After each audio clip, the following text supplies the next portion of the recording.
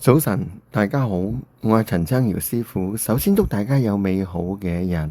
好啦，又嚟到2026年嘅6月16日，今日農曆嘅5月初二日，係星期二，係叫做辛酉嘅金雞日。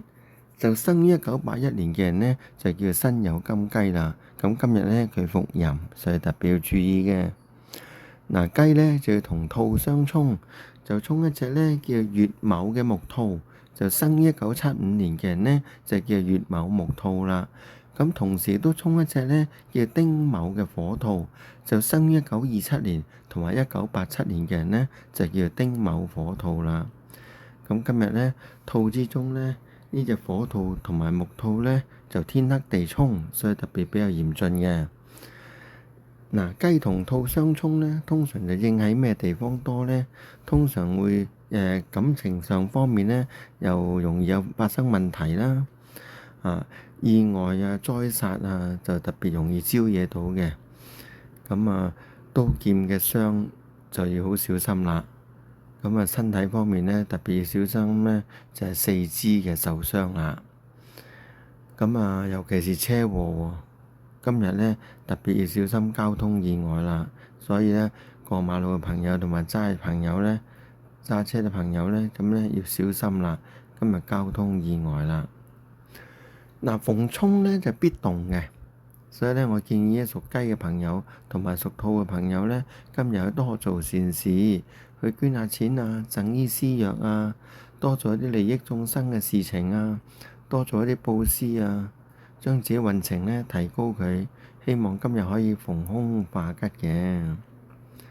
今日嘅30位呢就係冬眠喎，咁咧冬眠呢就千祈就唔好動土啦。尤其是屬兔嘅人啊，就更加不宜動土，因為呢冬眠呢係兔嘅方位嚟嘅，再加上呢一個月呢有粒二黑星落咗個冬眠，就更加要小心啦。今日有個時辰特別要注意嘅，一個呢就係早上嘅5點到7點嗰個辛卯時，另一個呢就係晏晝嘅5點到7點嗰個丁酉時。咁呢兩個時辰呢係特別要小心啦。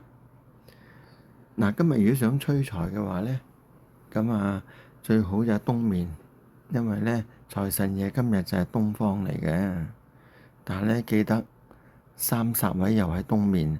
所以催財嗰陣時咧，特別要小心啦。催財咧就想揾個財神士去催㗎。咁今日嘅財神士咧就喺邊處咧？個財神士就喺晏晝嘅5點到7點嗰個酉時啦。不妨把握呢個時辰啦。好啦，我哋睇下今日有咩幸運嘅生肖啊。